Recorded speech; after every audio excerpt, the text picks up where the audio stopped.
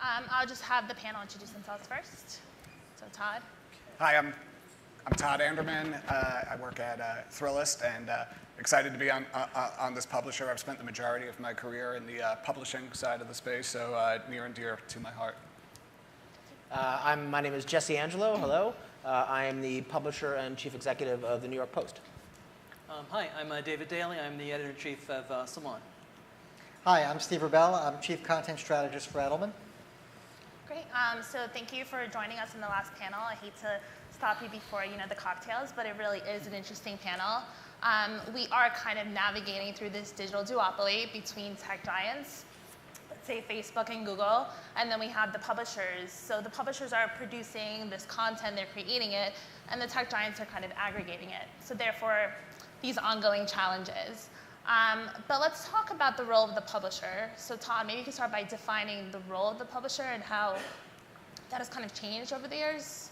Yeah, I'm just excited to be able to use the word duopoly. It is an exciting word. Joking about before. I mean, publisher, our job is to create great content, right? That is our job, and to have consumers enjoy that and create a great environment for our advertisers. The big question is, where are the consumers consuming the content, right? Are they consuming, how much are they consuming in feed versus on your property? And the reality is, we're not going to control that to a certain extent. We have to create the best stuff and put it in front of our customers for them to choose where they're going to consume it. So we have to watch really closely what's going on with traffic patterns, how much time people are spending, within Facebook and Instagram and Snapchat, within Google, and then we need to make sure that we're adapting our content for those mediums, partly to drive traffic back to us, but partly to just embrace the fact that people are spending more time in those mediums. Jesse, do you agree? Yeah, for sure. I mean, as he said, the fundamental mission hasn't changed. We want to create great stuff. We want to amuse and educate and titillate and outrage and get people engaged and have people interested in our great reporting and our writing. In some ways, there's sort of nothing new under the sun. It's like telling a great story in 140 characters or less. Oh yeah, we've been doing that for about 212 years, right? I mean, you're still trying to get people's attention in a sea where there's a lot of stuff out there. So the fundamental mission hasn't changed. But as he said, obviously the distribution networks have. But distribution, for those of us who come from a legacy print business, has always been an issue for us, right? We have giant 4-story printing presses. We have guys who drive trucks all night. We have trains that bring paper down from Canada so that we can create a newspaper every day. So it's not like these challenges around distribution business models are new. They're just different challenges. Steve? I think that's absolutely right. I mean, Salon has only been around for 20 years, but I think during the course of that time, we have had to see and adjust and adapt to, lots of new patterns and distribution avenues. And we are watching all of them very closely every day. People used to, type it into a URL into a browser or find us in an RSS feed or have us bookmarked. And they don't do any of those things anymore. That they're finding us in other places. They're finding us in social media streams. They're reading us elsewhere. And while that creates lots of challenges, it also creates lots of opportunities for expanding content, for turning your readers into publishers and having them share and like and comment and engage. And as long as you create exciting, interesting work with personality and voice and identity, you can still find your readers and bring them on board. So I take maybe a little bit of a different view in the sense that there's really, in a digital environment, there's 3 pathways to content: search, social, direct. And I think that was maybe I'll take it in reverse order. It started with direct, as you mentioned, became a search-driven environment, then became a social-driven environment. In each era, we saw somebody in a digital context, and the analog's different, rise to dominance. So the question is, what's the next one? And how will what's the next modality, if there is one?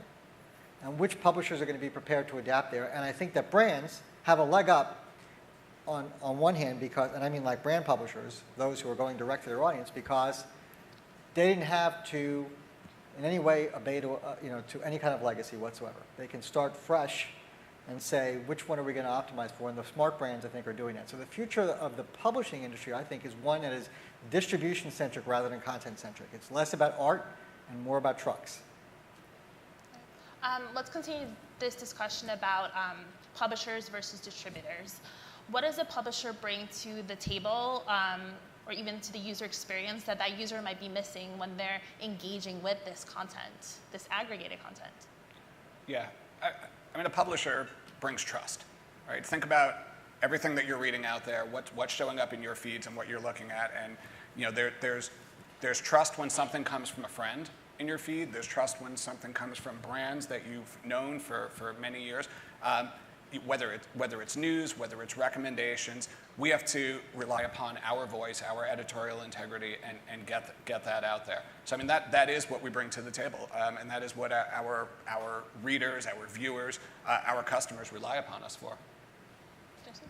Yeah, I think trust is a good word for it, but I also think premium publishers, I think these big distributors understand they need to have that on their platforms. This was something Steve Jobs understood, I think, before anybody else. Was there's no point in launching an iPad if it didn't have any good apps on it, right? I mean, then no one's going to use it. Who cares?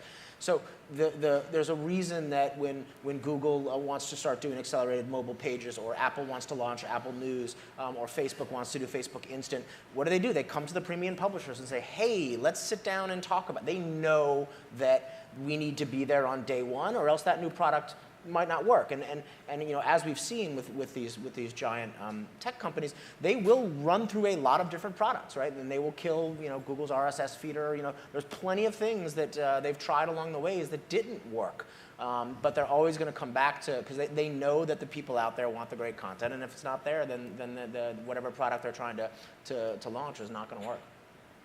In other words, if the entire internet is nothing but photo galleries of the 17 hottest track and field athletes, and don't get me wrong, I like photo galleries of hot track, but it's just not. If there's no there, it's not going to work. Yeah, Steve. I think on top of that, what we bring is identity and voice, and I think that is really what Facebook has done, is magnified the opportunities for publications that have a point of view and a perspective to find like-minded people and push those ideas forward. There are lots and lots of places where you can get the basic news on something. I don't think we're necessarily lacking for that, but I think where a Salon comes in, or the Post, or any number of other places, is we bring voice and perspective that people understand and want to pass along. So this was a remarkable summer, and it was a summer of love between the publishers and the platforms. I mean, this was warring factions, I think, for a long time, and now all of a sudden the romance really blossomed. And I think they realize they need each other more than they care to admit over the years, if you don't mind me saying.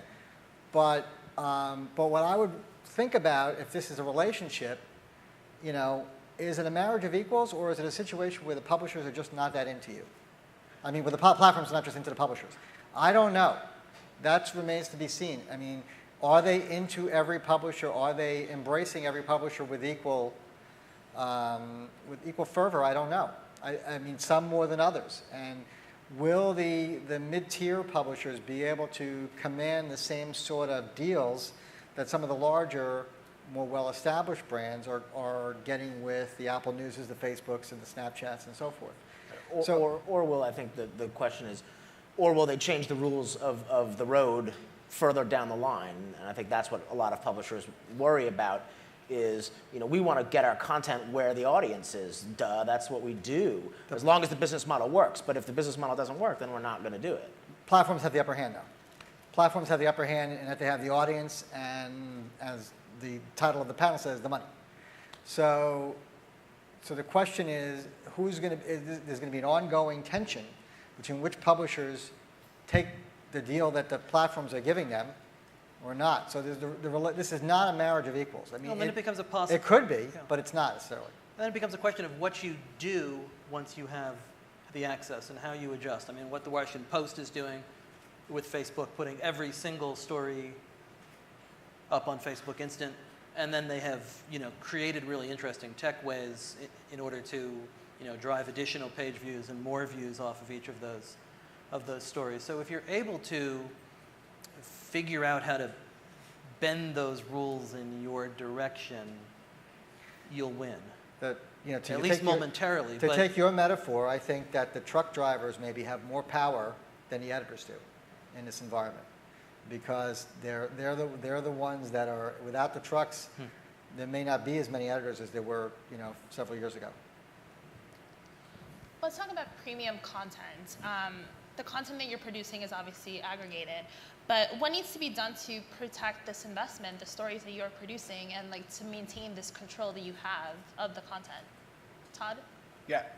Well, I mean, you have control of your content, right? By producing premium content, right? It is a premium, right? So you have control over that. To your point, though, with the distribution and the truck drivers, the challenge you have is getting it in front of the right people at the right time. But you have control of that, and you might take the same story and sit in an editorial room and figure out 5 different forms of that story depending upon the channel of distribution. So you might come up with a story and there'll be one version for your site. There may be a different version for each of the social sites, right?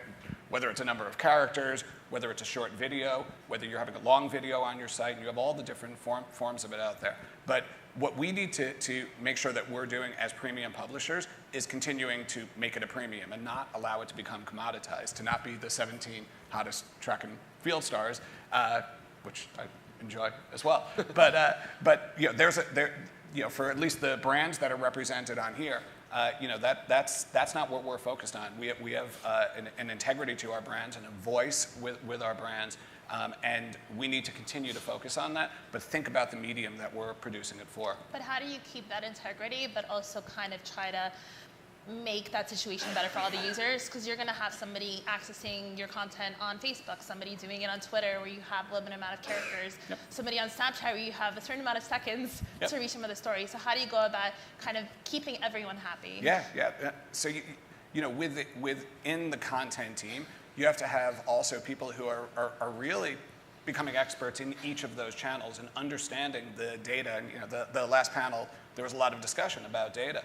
But as a publisher, we need to look at the data in so many different ways. What our consumers are consuming, but what they want to be consuming by each individual platform. And Steve, to your point of the are the distributors in greater power? The one thing that they live and breathe by is the data, right? They are all very, very data driven companies. So they're going to look at that, and they're going to be promoting the content that they know is working best for their business, both short term and long term. But we have to get close to that and get close to them and understand that as well.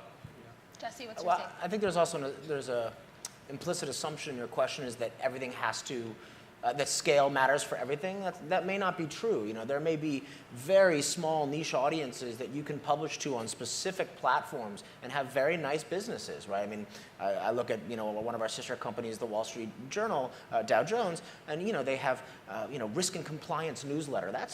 They don't need the scale of Facebook to distribute that. They need to get to the people that care about that and charge them whatever they need to charge them to make that business work. So it can be also picking the right business models for the right publishing businesses. Dave? I think more specifically, it's almost impossible once you've published something to control where it goes. I mean, we could publish a terrific first scoop about Bernie Sanders campaign, but if if Facebook decides to take somebody's aggregated version of our story and put that in the trending box, it's over. It's as if the story didn't exist. So, I mean, if you are, publishing, premium, work with identity and brand and point of view attached, once it's out there, and I think that's the challenge that, faces reporting these days, and is in an era where any scoop is pretty much aggregated and turned into 100 stories. The moment after it goes up, you lose control of it, and that and once you've lost control of the story and the traffic and the eyeballs, you've lost the ability to monetize it, and then it is a short road to slideshows and the kinds of things that are cheap and that generate audience fast. To your question, premium content is where the content is the product, not the audience. So when the audience pays for the content and they're willing to invest in that to get it, because either it's unavailable anywhere else or it's so high value to them that they're willing to pay for it. We've seen, so where very few news publishers, I think, in a digital environment have been able to do that, the entertainment has. Right? People fork over money for HBO, they pay for Netflix. So premium content is going to be I think, increasingly where the content is the product. Now, how is that going to be delivered? Probably not through Facebook. This is where email is one of those trucks that truly is like a road where anybody can buy a bicycle and get on it. Because email is an open platform. There's nobody other than the user saying what they want and what they don't want. And I think that premium content there could be a product. But I don't think premium content is going to be ad supported. It's going to be for the most part, unless it's a super high-end niche audience that you can't reach anywhere else. It's going to be products where the content, not the audience, is the product. Let's shift gears a little bit and talk about a topic that I'm sure many of you heard today in every single panel, and that's ad blocking. So ad blocking is estimated costing publishers $22 billion this year. Pretty hefty number, I think. So what can be done to bring users back to the publisher site and have them really trust the experience that they're having with the content? Let's stop creating shitty ads. Right? That's what it's about. Why are there ad blockers? Because consumers, are fighting back. They don't want that experience. They want a faster site, and it's not that they're against advertising. They're against something that's intrusive that they're not looking for. So, as a publisher, one thing that we focus on is it's custom content, right? And making sure you're doing it in your voice, but you're doing it. Understanding what that advertiser's goals are. Are they trying to increase brand awareness, message association, purchase intent, whatever it happens to be, and creating content around that, right? And then making it part of the user experience. So it's not about sticking it in their face, and we all do it to a certain extent, but the pushback is because the user doesn't like it. So let's do what the user likes and actually works for the advertiser, and things will improve. I don't think it's trust in media over the years, according to our studies, and you can find us on our website, has gone down over the years. Trust in technology has been rising. So the consumer feels empowered. So I don't think that there's going to be anything that's going to, I don't think better ads, unless they are so value to the content experience, is going to make consumers turn off ad blocking. If anything, ad blocking is going to push more of the publishers to work with more of the platforms together, because that's where they're going to realize that their audience, their monetization, and the ad blocking there is off limits. So I don't think it's a creativity problem. I don't think it's a format problem. It's the power shifted, and the technology companies are where the trust and the relationships are in the consumer's mind. We have an education role, I think, to play as well. I think that we have allowed people to think that everything is free for a long time, and it's not. These ads are what is subsidizing the work. So I think we have to do a better job of communicating, perhaps, to our readers and to understand that goes along with all of the terrific things that you get these days. It would be fantastic if we were also creating better ads, sure, and if our pages weren't as clunky and slow as they often are, and I'll include our own there. But it is, it's all in the service of doing the work. How do you think you could better communicate like that to your readers? You know, I think that there have been sites that, when people have used ad blockers, have tried to say, hey, you know, listen, if you're going to use that, you can't come here. Or say, if you would like to read the story, we see that you have ad blockers on. Perhaps take 'em off. you know, perhaps you can give us your email address instead, and we'll let you see it, or pay, you know, some micropayment. Or I mean, I think there won't be one solution to it. There will be many, many solutions to it, and different publishers will come up with different ideas. And I think to his point, of course, native is a big, big piece of that, right? You know, as a publisher, one of the things that's incredibly exciting for me in the industry right now is that so many brands now want to be publishers. They understand that creating engaging content, you know, that person's going to hang around and read that because it's really interesting if you do it right. And so for us as publishers, it's like, wait a minute, people want to create compelling content in real time and have people engage. Oh, wait a minute, that's our DNA. That's actually what we're really good at, right? You know, we've been running newsrooms for a really long time. So, you know, if you want our help in how to create that content that is gonna go right through an ad blocker because it's a native piece, but is actually going to be engaging and get your marketing message across. And you know, back to the earlier panel, I think that becomes then us being able to really sit down with marketers, have really smart, good conversations. What are you trying to achieve? Who do you want to get to? Let us come up with a comprehensive, interesting solution that a machine can't buy and an ad blocker can't block, and that we can achieve the goal you're trying to get to. It's going to push email as a format. Email is going to be a huge winner out of ad blocking because it's one of the few formats where the ads and the content travel together, and they're lockstep. They're a unit together. And that was true in video, but some of the ad blockers block pre-rolls. Native, you get the story, but sometimes without some of the branding in some of the ad blocking cases. Email is intact so far on a lot of these platforms, and so email is going to go through a huge revitalization. Do you think email will save like this ad blocking issue and challenge that a lot of marketers I think you see a lot more publishers double down their email lists because it's relationship driven, it's trackable. I mean, there's plenty of issues with it. I mean, you know, Google obviously has been doing things with the tabs that have been messing around with a lot of people's heads for a while. But there's no doubt that it's one of the few formats where ads and content travel together, and it's intact. Do you guys agree? Yeah, I mean, well, you guys must agree. I love that. I want to talk to you afterward. I mean, that's been the foundation of our business from the early years. We started as a local email newsletter, and you know, evolved now where the majority of it is mobile and desktop web. But yeah, I mean, the engagement that you see in email, you as a publisher completely control that environment. But you need to make sure that you're creating the best possible email and have people who totally understand this to not only get them to open it, to get them to engage in it. And the question is, are you using the email as the delivery as an entree to another platform, that you're trying to use it as that lead-in, as many publishers use social as a lead-in to get back to their site, or is it for the complete delivery of the message in and of itself? And both work. It depends what you're trying to achieve and what relationship you develop with your subscriber. But yeah, I totally agree. How are you guys recommending Edelman clients use email? And can he quote you in his sales materials? Yeah, well, a couple things. One is email's flat earth territory, right? So if we come up with a better offer and better content, we have a chance to just disintermediate.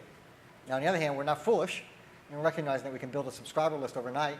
So, I say that two of the most sexiest, innovative things that some of the brands can be doing is podcast and email. And podcast has a lot of challenges as well, but you have a really nice environment there where the host recommends the content, recommends the ads in some cases, and I think it's a natural, and the audience is a niche and targeted in their work. But I think I'm definitely recommending email, but I'm recommending it both as a content platform because it's quote unquote easy, or as well as partnering with premium publishers. I also think native in email is going to be another big idea. Again, it's immune. So let's imagine that everything sort of expands to tech companies sort of like owning the who, the what, the where, owning all this content the users are expanding. What happens to publishing, and what happens to a free and fair internet? Publishing adapts, right? I mean, it's free and fair. The user has their choice of where they want to go. And as publishers, we need to adapt to where the user wants to be. And if we don't adapt, guess what? There'll be new publishers who will. Content that's been around for many years, there will be tons of, as you were saying, niche audiences that no matter what, people will go directly to those properties. But we need to understand how that consumer is behaving. There's new companies popping up every single day. So we need to focus on our own properties, but really, really understand and work with the distribution. Yeah, and I think there's a larger political and social and cultural debate that will happen about these giant platforms and what role they play in society. I mean, you're seeing it already, obviously, with Google in Europe. There's very, very real issues here. If you think about it, 10 years ago, Apple made computers, and they had just made, I think, probably their first iPod, and had just opened a music store, right? And Google was a search company. Now they all make phones, they make tablets, they have a movie store, they have a TV store, they have a music store. They're all making cars. Microsoft the same for all of these. I don't know if Microsoft is making a car. These companies are moving into so many businesses and using their platforms to control or try to impact those businesses. I think you're going to see a really big social and political debate about what the appropriate measures for that are. I mean, and again, just an easy example that we know a lot about. There still exist antiquated, in my opinion, laws on the books around media cross ownership in this country. Does anybody really think that if News Corp and Fox own a local TV channel and the St. Louis Dispatch, that we're going to have more power than Google? I mean, come on, it's crazy, right? So this, there's going to be a bigger discussion about these things. I think that the kind of content you will see that we are in a point at which we can decide what it is that we value and want to read. And the concern becomes if we don't value the kind of work that is done by the St. Louis Post-Dispatch, what happens to it? And is that a good thing or a bad thing? And I'm not sure that there is an easy answer. And meanwhile, just not to go too far down the path of legacy print, but you do see a lot of very small, very local print publications doing just fine because they are speaking to their town of 10,000 people. They're finding that exact niche, and that's opportunity. And I think that is what's so interesting about where the next 5 or 10 years is going to go, is that if all of us are not nimble, and I would include the Googles and the Apples and the Facebooks in there, the next wave of this can absolutely catch anybody. We're going to see some blockbuster deals. I mean, that's what's going to happen. Is you're going to see some publishers go all in with some of the platforms and vice versa. And it might be not only with the large ones, it might be with some of the more emerging ones. So the thing that I think everyone in this room should consider looking at is the deal that Sesame Street made with HBO. That should open up people's eyes. This is Sesame Street. This is one of the most marquee entertainment media brands, 45-year-old brand.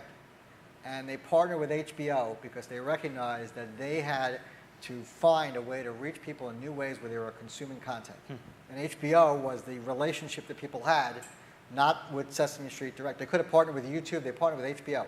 So we're going to see a lot more like that. We're going to see people who have archives full of content that's highly valuable, as well as new content partner with platforms. And I think we're going to see that sooner rather than later because it's going to be a real estate deal. And we're going to see also, and I think messaging is going to be another place where we're going to see that happen. Snapchat, Facebook Messenger, WhatsApp. Those are really ripe for certain kinds of publishers, and there's going to be a land grab coming. I'm writing down all these predictions. I'm going to tweet them later. When we spoke earlier, we talked about this consolidation of power.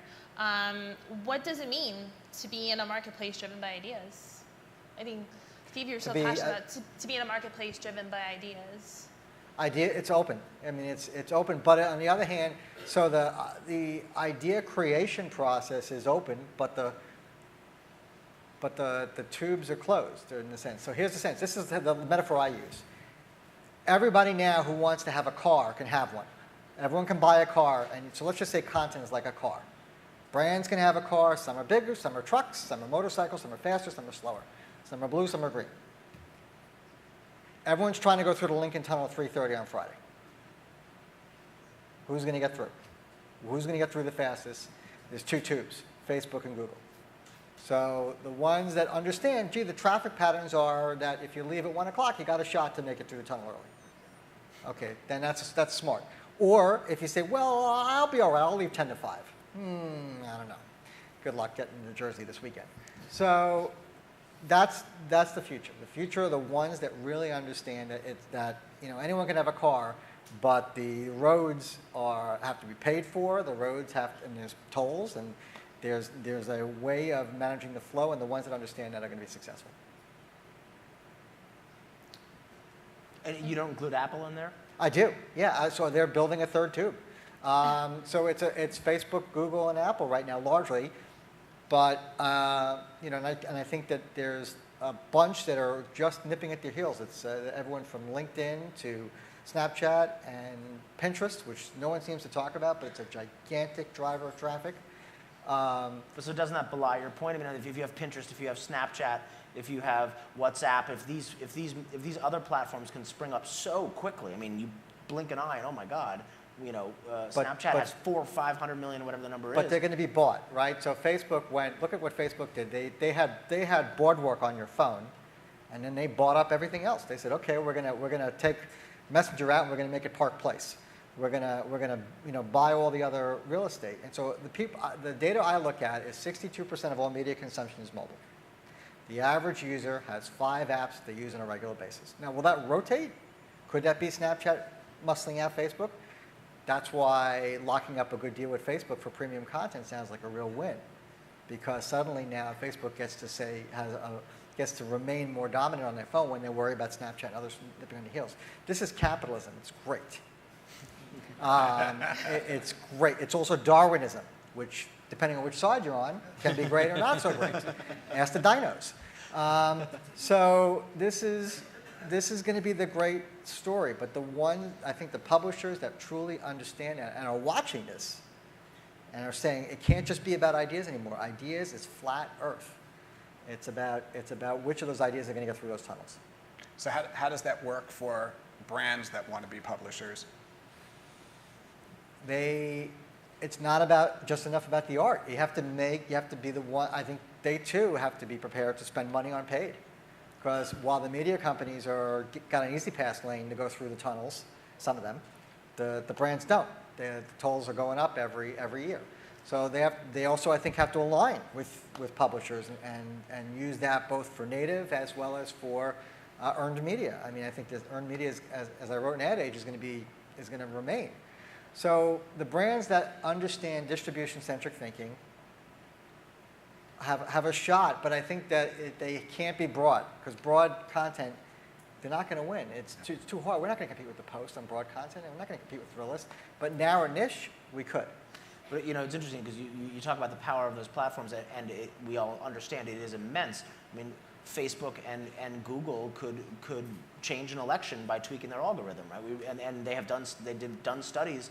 They did one in India where search results as to showing more positive stories about a candidate versus negative had a huge direct impact on people at the polls, right?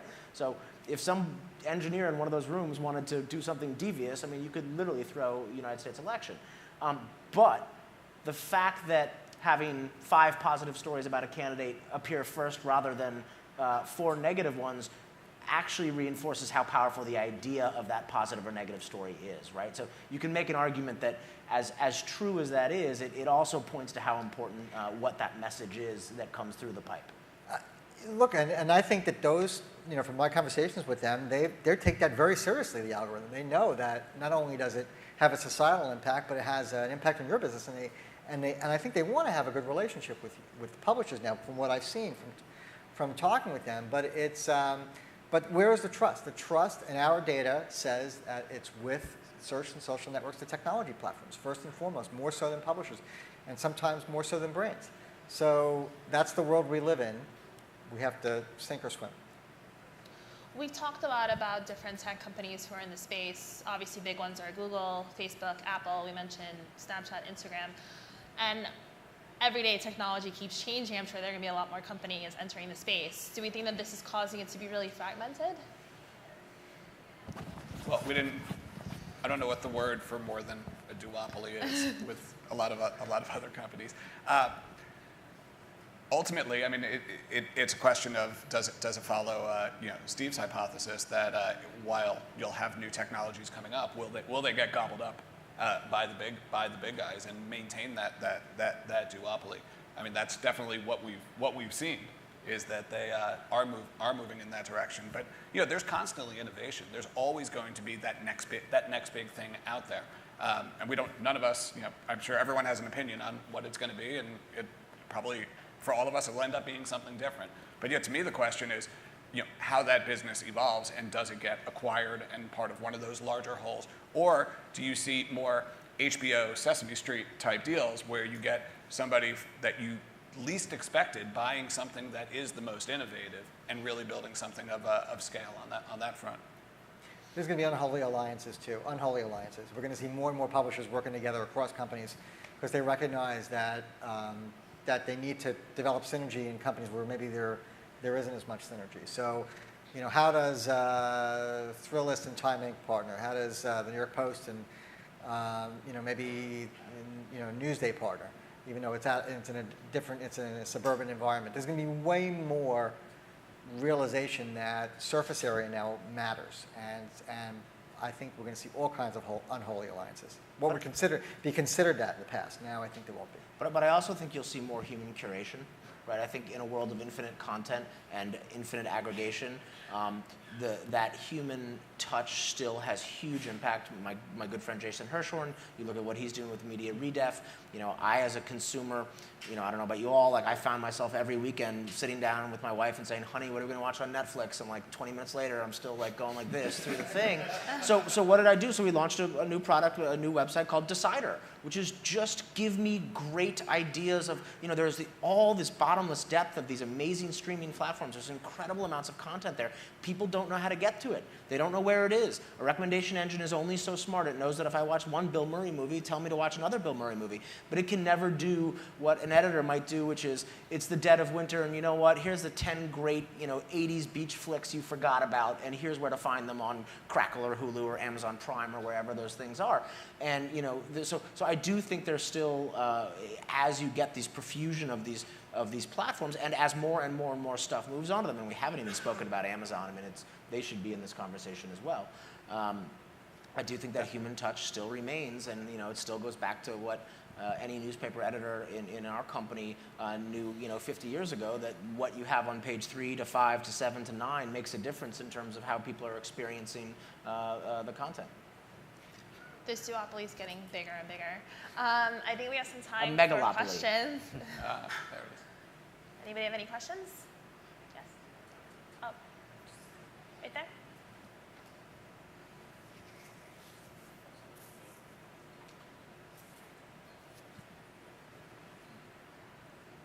Hello.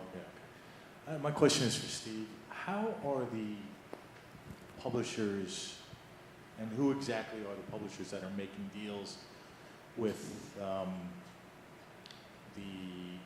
with the duopoly, so to speak? How are these deals structured, and why is it that, and how is it that, and how many companies are making deals with them, and why is it that some companies get more preference than others? Does it have to do with the price they pay, the deal that they have? So as somebody with an MBA and a lot of experience in investment banking, no, I'm just kidding, of which I have neither, but I mean, my PR people don't go into investment banking. But I would say that from what I've seen, it seems to be a limited number. So Facebook made a deal initially for instant articles with, I think, 15 or so publishers. Snapchat made a deal with another 15 or so publishers. And I'm not sure about Snapchat, but in Facebook instant articles, it was a 70-30 split in favor of the publishers. So in the sense that if Facebook sold the ads, the publishers got 70% of the revenue. At least this is what was reported. What's on paper, I don't know. If the publisher sold the ads in those articles, they got 100% of the revenue. So that was how that deal was structured. Apple made the exact same deal with Apple News with a much larger set. I think that was about 50 publishers to start with. And Snapchat, I'm not quite sure how they're doing it on Discover, but what's interesting about Snapchat is that they seem to be rotating out publishers every couple of months. And I'm assuming that's because some of those haven't been performing. But it's mostly been along this 70-30 split or 100% depending on who sells the ads. And interesting to note, their own in-house brand they just announced yesterday or today. Right? They had one of the content buttons on Snapchat was Snapchat, right? Right. They went and hired a bunch of content creators to make a compelling channel, and they just shut it down. They recognized, you know what, maybe we're not doing this so great, and maybe we should be partnering with publishers. It could be the end of the house ad. Yeah. I think there was another question.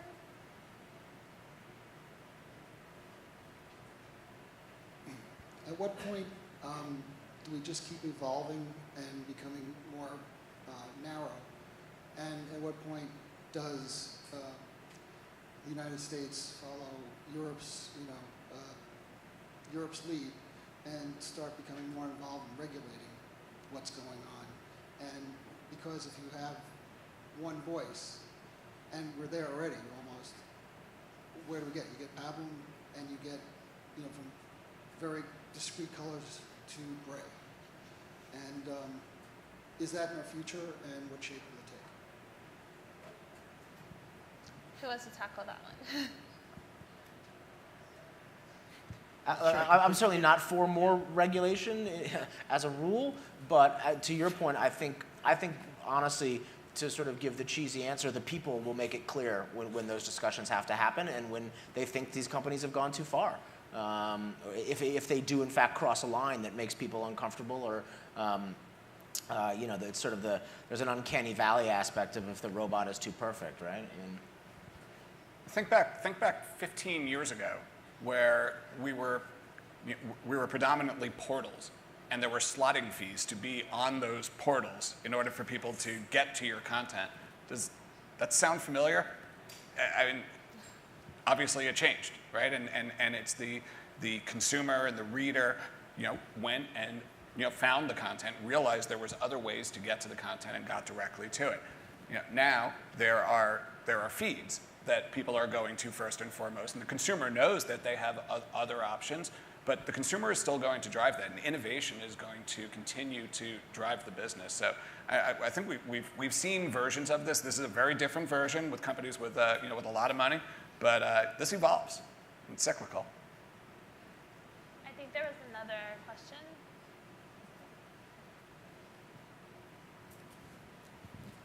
We hear fragmentation just as often as we hear there's a duopoly, and I'm trying to square how both philosophies can be true. I mean, in the age of YouTube celebrities, Instagram celebrities, the blog ecosystem, pinfluencers, couldn't you argue that it's democratized more than it is duopolized?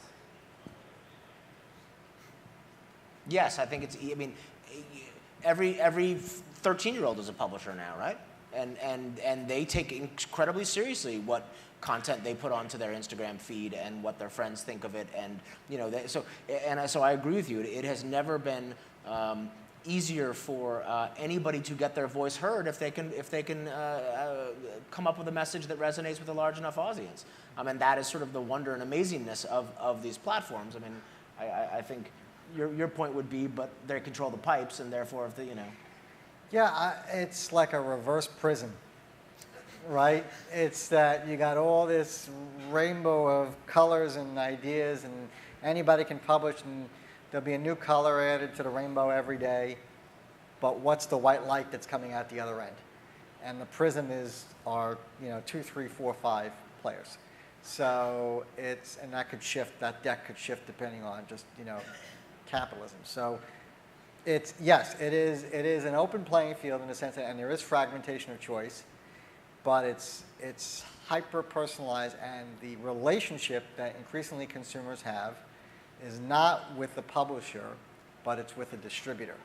And that should, I think, give marketers and media companies pause. Great. I think we have time for one more question.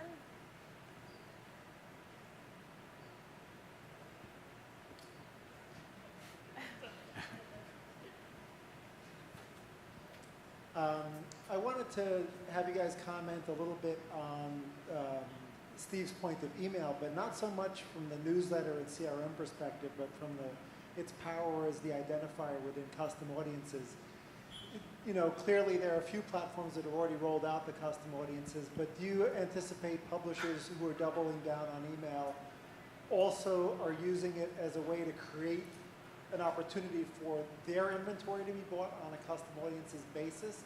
Or have they not reached that realization yet, that they can become, if they're big enough, essentially allow custom audiences as an additional targeting way? Did you see what Google announced last week? Google, Yeah, that's. I was at Google that day. That was right. So for those of you who hadn't seen, I assume everyone saw it, but if you didn't see it, is Google announced that if you are, they're now going to match up your customer database. If you give Google your database and say, here's my email list, and they will match that up with, I think, as I understand it, with users who are Gmail users and their profile on Google and what they know about them through retargeting, et cetera. That's my understanding of it. I might be off on that, but I know there's a matching of that, so that's interesting.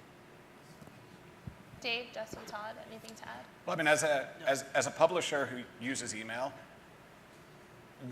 the way that we're using it is we're just using it as one of for advertisers, as one of the many platforms of distributing the custom content that we're creating for advertisers. So we find out what an advertiser is looking to do, and we are creating custom content, all different formats of it, and email is one form of the distribution. And sometimes it is the custom content in its entirety in that email, and sometimes it is leading back to a web page for it. But it's less about the audience segmentation, because where we're using the data is once we get people to spend time with the content, is that we're always putting a brand study to that, because this is brand advertising, it's not direct response advertising. So we want to make sure that we're optimizing to whatever those metrics are. So it's less about using the audience data in there, but more about how is the audience reacting to the content in the different mediums. Great. I think that's all the time we had. Thank you for the panel.